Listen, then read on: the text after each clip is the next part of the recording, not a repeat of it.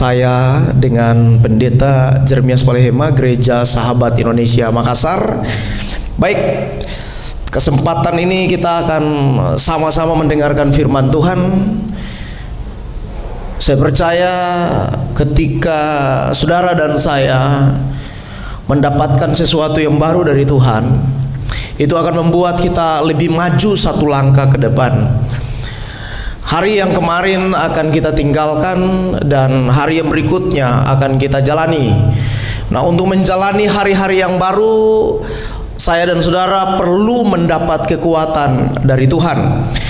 Itu sebabnya hari ini saya ingin berbagi satu hal penting, supaya kita lebih dewasa dalam kerohanian kita.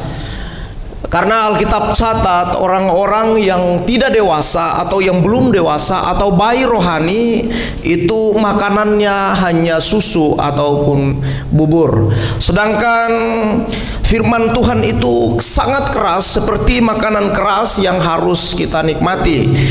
Biasa orang-orang yang bayi rohani ketika makan firman Tuhan yang keras, itu membuat kehidupannya menjadi hancur dan berantakan.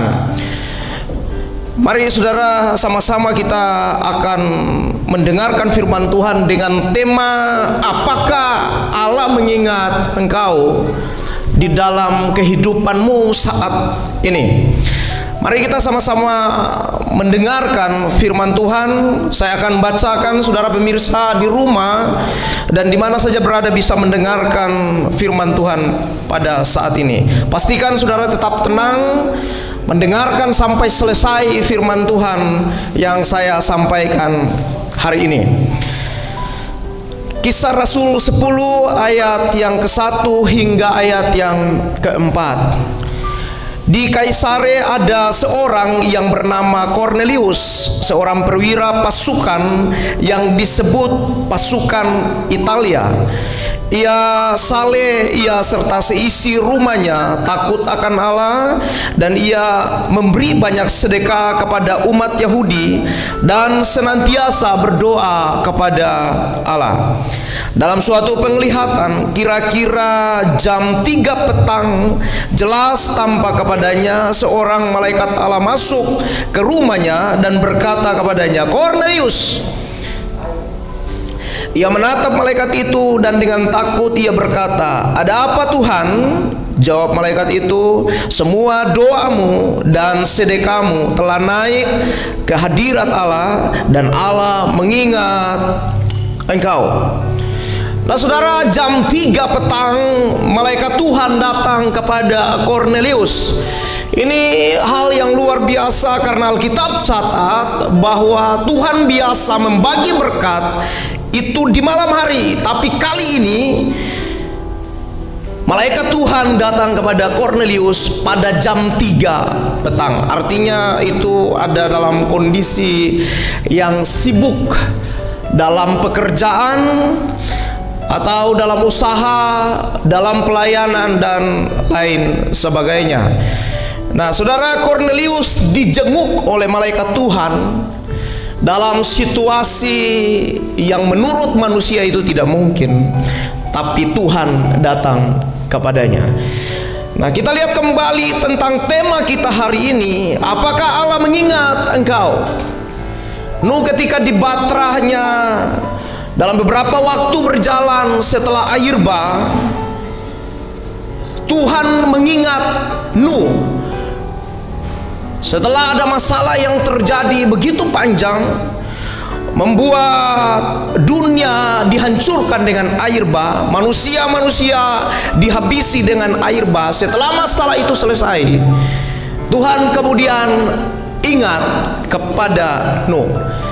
Nah, dalam situasi ini orang berpikir Tuhan lupa akan kehidupannya. Orang berpikir Tuhan lupa akan apa yang terjadi pada saat ini.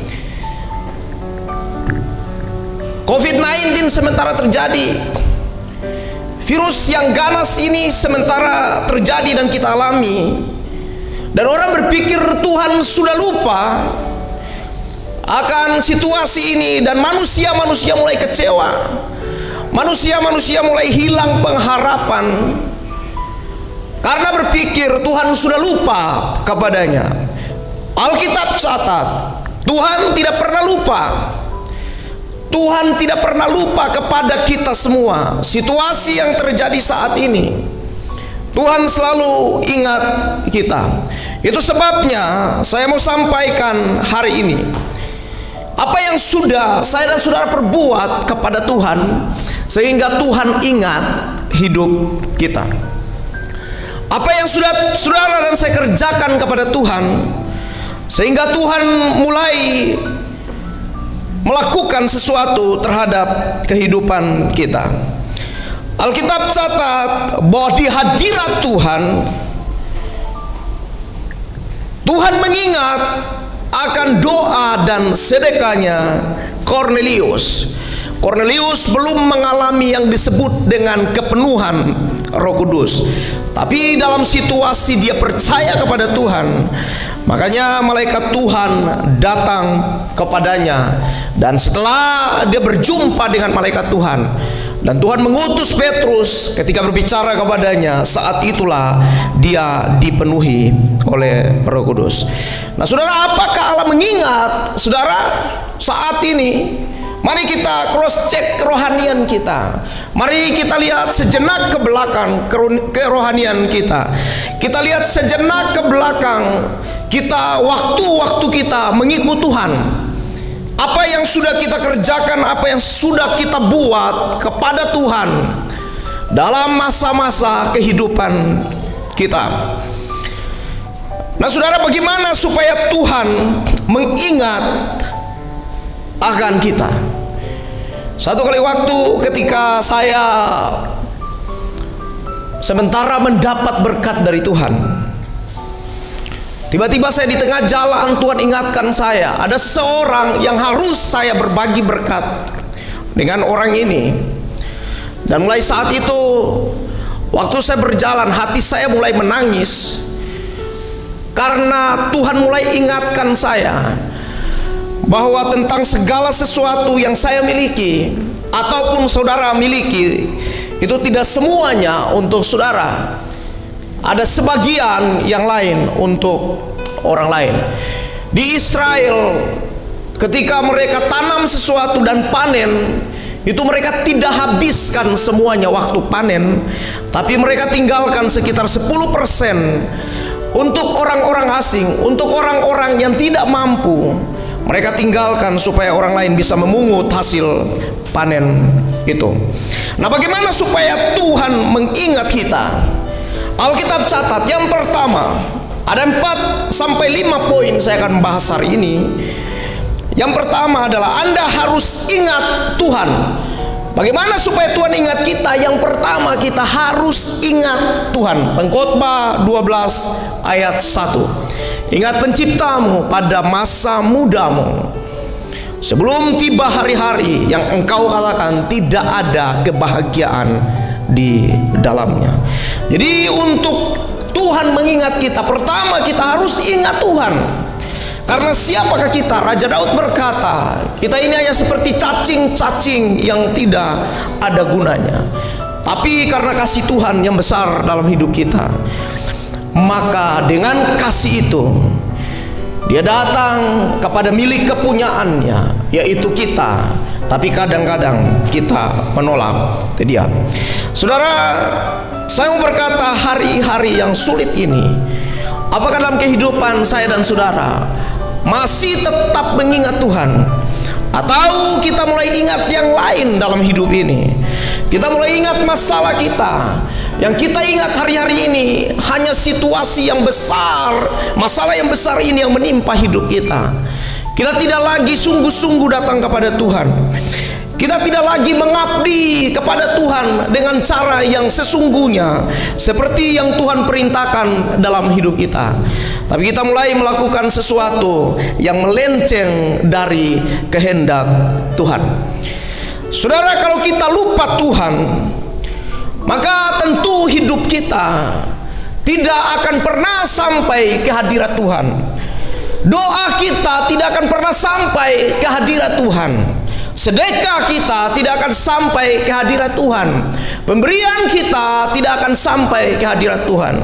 Hari-hari ini orang mulai memberi dan menunjukkan sesuatu, bahwa dia melakukan sesuatu. Alkitab catat, orang yang melakukan sesuatu kemudian diketahui oleh orang lain, itu berarti dia sudah mendapat upahnya. Nah saudara, Yesus hari ini mengajarkan kita tentang hal-hal penting, bahwa mengenai yang tidak kelihatan, kita juga harus mengerjakan yang tidak kelihatan di hadapannya, supaya kita mendapatkan berkat dari Dia. Apakah saudara masih ingat Tuhan, atau saudara lupa Tuhan? Cross check kembali kehidupan saya dan saudara hari ini, waktu-waktu yang kemarin dan sampai saat ini, kita masih ada di relnya Tuhan, atau kita sudah melenceng daripada Tuhan? Yang pertama, saya dan saudara harus ingat Tuhan. Yang kedua, harus hidup saleh. Pengertian hidup saleh adalah taat kepada kehendak Allah, yaitu Tauratnya dengan sungguh-sungguh dan segenap hati, batinia maupun lahiria, atau kualitas utuh, tidak kurang, tidak bercelah. Seorang Cornelius adalah berkebangsaan Itali dan tidak mengenal baik tentang adat istiadat dan cara penyembahan orang Yahudi. Tapi saya percaya, ketika Yesus ada pada saat itu mulai mengajar, Cornelius mulai mendengar sesuatu tentang Tuhan, dan dia mulai mengenal Bapa di surga. Dia mulai mengenal Allah, makanya dia mulai berdoa dan selalu melakukan pemberian-pemberian kepada orang-orang Yahudi pada saat itu. Ternyata yang dilakukan doa senantiasa, memberi dengan sukacita, itu diingat oleh Tuhan, sangat diingat oleh Tuhan. Nah, hidup saleh, saudara, hidup saleh itu taat kepada kehendak Allah, yaitu Tauratnya. 10 hukum itu tertuju dari 1 sampai 4 tertuju kepada Tuhan, dan dari 5 sampai ke 10 itu tertuju kepada manusia. 1 sampai 4 kita harus mengasihi Tuhan dengan sungguh-sungguh, dan 5 sampai dengan 10 kita harus mengasihi sesama manusia. Dan ada hukum-hukum yang lain yang dikerjakan dan diterapkan oleh bangsa Yahudi kepada umat Israel pada saat itu. Nah saudara, orang Itali yang tidak mengerti benar tentang hukum-hukum dan juga adat istiadat di Israel, tapi dengan itu dia melihat semuanya, ternyata ada kebaikan di dalamnya, dan dia ikuti semua. Dia taat kepada kehendak Allah atas Tauratnya, dan dengan sungguh-sungguh dan dengan segenap hati dia melakukannya. Apa yang dikatakan oleh Tuhan dikerjakan oleh Cornelius. Apa yang diminta oleh Tuhan dibuat oleh Cornelius. Dan karena dibuat semua oleh Cornelius, maka Alkitab catat di hadirat Tuhan, doa dari Cornelius sampai kepada Tuhan. Dan ini tidak main-main, karena disampaikan langsung oleh malaikat Tuhan. Saya dan saudara hari-hari ini baru pendeta sampaikan saja, atau hamba Tuhan sampaikan, kita sudah punya semangat yang luar biasa. Baru pendeta atau hamba Tuhan sampaikan, saudara diberkati, saudara sudah punya semangat. Ini malaikat Tuhan yang turun datang langsung dalam penglihatan kepada Cornelius. Dan Cornelius yakin, percaya bahwa apa yang dia sudah naikkan itu juga sudah didengarkan oleh Tuhan. Nah, hidup saleh perlu, yaitu kualitas utuh, tidak kurang, tidak bercela. Saudara, hari ini saudara dan saya kadang-kadang melakukan sesuatu, baru diperintah yang mudah saja kita kadang-kadang sudah tidak bisa melakukan. Nah, bagaimana kita bisa hidup saleh kalau seandainya yang mudah saja itu kita tidak bisa melakukannya, karena disusupi dengan hal seperti karena kamu sudah mendapat kasih karunia dari Tuhan. Nah, kadang-kadang ini juga membuat orang-orang Kristen hidup tidak sesuai aturan dan tatanan Alkitab di dalam kehidupannya. Karena mulai berpikir Tuhan itu Maha Pengasih, Maha Penyayang, penuh pengampunan. Nah, kita mulai berpikir ke sana, akhirnya kita tidak lagi mengikuti apa yang Alkitab mau. Yesus berkata, kalau engkau ikut aku, maka pikulah salib yang kupasang, dan kuk yang kupasang itu ringan bebannya. Tapi kita mulai berpikir bahwa kayaknya kita sudah diselamatkan dengan cara kasih karunia, sehingga kita mulai cuek dengan semua yang tertulis di dalam firman Tuhan. Kita berdalil dengan dalil-dalilnya kita. Kita mulai berkata bahwa saya sudah begini, berbuat dosa, berbuat begini dan berbuat begini, Tuhan ampuni hidup saya. Saya berkata bahwa apa yang saya perbuat hari ini diketahui oleh Tuhan, dan Tuhan Maha Pengasih Penyayang. Dia bisa melakukan sesuatu di dalam kehidupan saya, dan Dia akan mengampuni kehidupan saya. Nah, ini yang membuat kekristenan saat ini menjadi gampangan. Hidup tidak sesuai dengan apa yang disampaikan oleh firman Tuhan. Hidup tidak sesuai dengan apa yang Tuhan bicara, tetapi mulai hidup gampangan dalam hidup ini. Tidak lagi berpegang kepada firman Tuhan, tidak lagi hidup saleh, tidak ada lagi hidup kudus, tidak lagi hidup suci. Karena kalau hidup suci, hidup kudus, orang mulai kepo kiri kanan, menyampaikan bahwa oh kamu seperti begini dan seperti begitu, karena kehidupan kita tidak sesuai dengan kehidupan dunia ini. Tapi Alkitab jelas berkata bahwa kalau kamu mencintai dunia ini, maka kamu tidak mendapat bagian di dalam kerajaan Tuhan. Nah, hidup kita mau kemana? Kualitas kita mau seperti apa? Apakah kualitas kita mau seperti kualitas dunia ini, atau kualitas kita mau seperti kualitas kerajaan sorga? Kalau saudara cinta dunia ini, maka cinta akan Tuhan tidak berlaku di dalam hidup saya dan saudara. Cornelius seorang dari Italia, perwira Italia luar biasa. Dia mengerti tentang tatahan dari kerajaan sorga, sehingga setiap saat dia melakukan berdoa senantiasa, dan juga dia memberi sedekah. Yang ketiga, takut akan Allah. Saudara, bagaimana saya dan saudara bisa diingat Tuhan? Yang pertama, saya dan saudara harus ingat Tuhan. Yang kedua, hidup saleh. Yang ketiga, takut akan Allah. Apakah dalam hidup saudara hari ini saudara masih takut kepada Allah, mempunyai rasa takut, rasa hormat kepada Tuhan, atau saudara lebih takut dengan masalah saudara? Kembali kepada kehidupan saudara sekalian. Takut kepada Allah itu berarti kita akan melakukan setiap perintah-perintahnya. Takut kepada Allah itu berarti kita akan turuti semua yang diinginkan oleh Tuhan. Nah, kalau kita mulai melenceng ke kanan dan ke kiri, dan sudah tidak punya rasa takut sama sekali kepada Tuhan, karena kita berani berbuat kejahatan, kita berani untuk tidak melakukan yang diinginkan oleh Tuhan, dan kita berkata bahkan mungkin Tuhan tidak melihat hidup kita, apa yang kita kerjakan hari ini tentang kejahatan-kejahatan, Tuhan juga mungkin tidak melihatnya, sehingga kita kerjakan sesuatu itu hanya sesuai dengan keinginan hati kita. Saudara, takut kepada Tuhan itu yang pertama, saudara harus mengakui Tuhan yang bisa menyembuhkan saudara, yang bisa memulihkan saudara, yang bisa menguatkan saudara. Yang kedua, saudara harus benci kejahatan. Dan yang ketiga, harus beribadah kepada Tuhan. Jadi yang pertama, takut kepada Tuhan, harus mengakui Tuhan. Orang sudah tidak mengakui Tuhan hari-hari ini.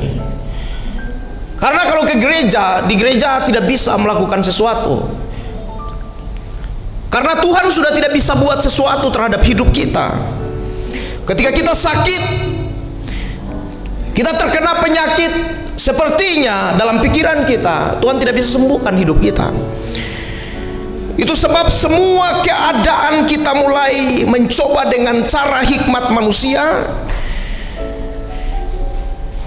dan kita mulai mengatasi berbagai macam hal tentang Tuhan.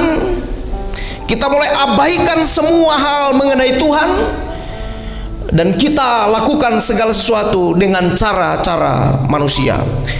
Padahal rasa takut kepada Tuhan itu, yang pertama mengakui Tuhan, yang kedua membenci kejahatan, dan yang ketiga beribadah kepadanya. Saudara, apakah saudara masih beribadah kepada Tuhan hari ini? Apakah saudara masih sungguh-sungguh dengan Tuhan? Masih ada persekutuan, perjumpaan dengan Tuhan? Atau saudara mulai menghindar dari Tuhan karena saudara takut dengan situasi yang terjadi saat ini? Pertanyaan ini buat saudara, saudara jawab sendiri.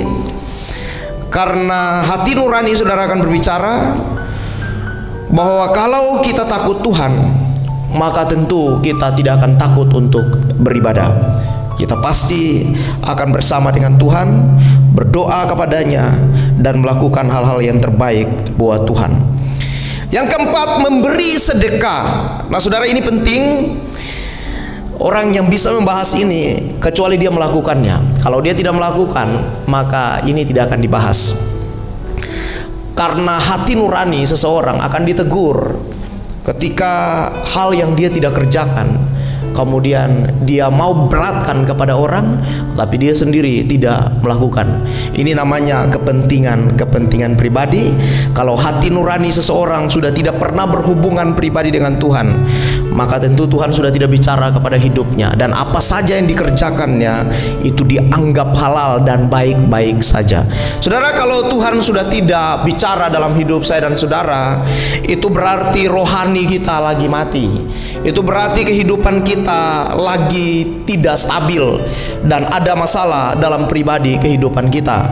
Itu sebabnya saudara, hari ini ketika saya membahas tentang memberi sedekah, ini penting untuk kehidupan kita. Alkitab catat, orang yang memberi akan diberi, orang yang memberkati akan diberkati. Ini adalah konsep daripada firman Tuhan. Firman Tuhan berkata, kalau kamu memberi, kamu akan diberi. Kalau kamu memberkati, kamu akan diberkati. Nah, kalau anak-anak Tuhan pahami ini, maka kita tidak akan menjadi orang-orang yang mengeluh tiap hari, tapi berkat Tuhan itu akan mengalir seperti air. Saudara, mari kita belajar bahwa kalau sesuatu yang kita pegang seperti botol atau gelas, kemudian diisi air, dan kalau tidak dialirkan, maka dia akan penuh. Waktu penuh, berkat juga akan berhenti mengalir. Saudara, kalau saudara baca firman Tuhan tentang Elisa, waktu ada seorang janda ini adalah janda dari seorang hamba Tuhan. Hamba Tuhan ini melayani dengan sukacita, hamba Tuhan ini melayani luar biasa. Tapi kemudian hamba Tuhan ini meninggal dengan meninggalkan hutangnya. Nah saudara, saya prediksi bahwa ketika hamba Tuhan ini meninggal dengan meninggalkan hutang, itu berarti ada 11 suku yang tidak membiayai kehidupannya. Karena di Israel ada 12 suku, satu suku namanya suku Lewi. Suku Lewi ini harus dibiayai oleh suku-suku yang lainnya. Nah, ketika hamba Tuhan ini berhutang, maka itu berarti pertama ada masalah dengan hidupnya, dan yang kedua ada masalah dengan orang-orang yang bersama-sama dilayani pada saat itu. Sehingga dalam kematiannya dia berhutang, dan akhirnya yang ditinggalkan anak dan istrinya. Dan setelah dia meninggal, anak dan istrinya didatangi oleh orang-orang untuk mengambil anaknya menjadi budak. Dan waktu itu ada Nabi Elisa. Dan waktu dia mengadu ke Nabi Elisa bertanya, apa yang kau mau? Dan perempuan ini berkata, suaminya sudah meninggal, hamba Tuhan hebat luar biasa, tapi dia meninggal dengan meninggalkan hutangnya. Elia berkata, kumpulkan semua bejana, tapi jangan terlalu sedikit. Saudara, ini peringatan buat kita dalam hidup ini. Ketika kita kumpulkan sesuatu, jangan terlalu sedikit. Doa Bapa kami jelas, Bapa kami di surga, dikuduskan namamu, datanglah kerajaanmu, jadilah kehendakmu di bumi seperti di surga. Alkitab catat, berikan kepada kami makanan kami yang secukupnya. Saudara, antara cukup, banyak, dan sedikit itu ada perbedaan yang besar. Jadi kalau saudara punya cukup, berarti saudara cukup makan, cukup minum, cukup semuanya, cukup punya rumah, cukup punya mobil, dan cukup punya semuanya. Itu cukup untuk hidup kita. Nah, ternyata perempuan ini mengumpulkan dari beberapa tetangga yang lain, kemudian bawa dan taruh. Kemudian saat itu minyak itu mengalir sampai semuanya menjadi penuh. Saudara, tangkap ini. Waktu semua sudah penuh, Alkitab catat, berhentilah minyak itu mengalir.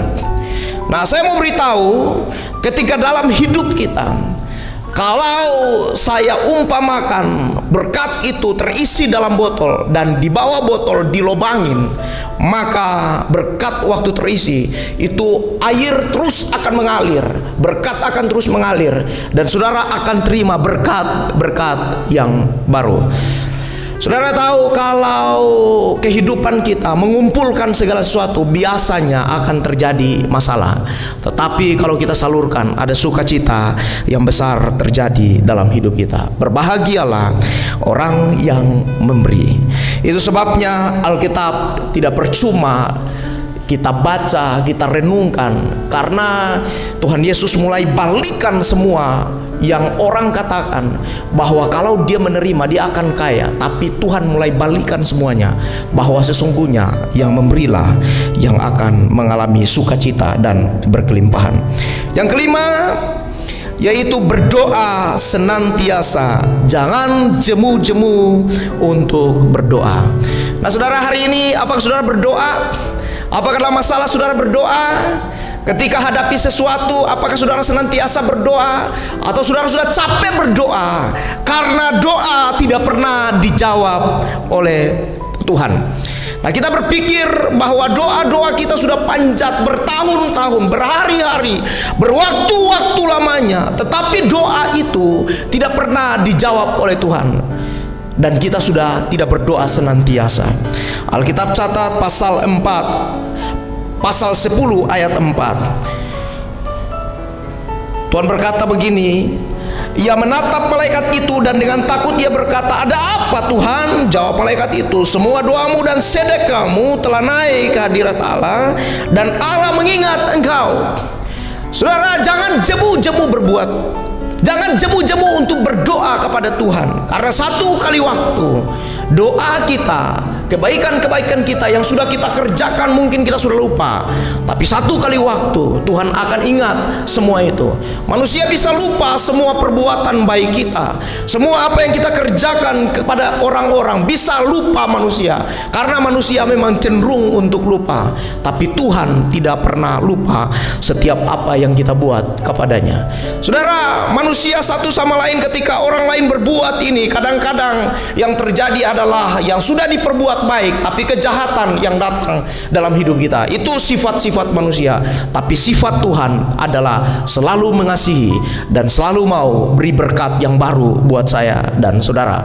Nah, saudara mau tetap berdoa senantiasa, atau saudara mau berhenti berdoa? Putuskan sendiri dalam kehidupanmu, karena Alkitab catat, kalau kamu senantiasa berdoa, maka satu kali waktu Tuhan akan ingat semua yang kamu kerjakan, baik itu doamu maupun sedekahmu, perbuatan-perbuatanmu yang kamu sudah kerjakan, ibadahmu, dan semua yang sudah kamu buat terhadap kehidupan orang-orang yang ada di sekitaranmu. Tuhan akan ingat semua.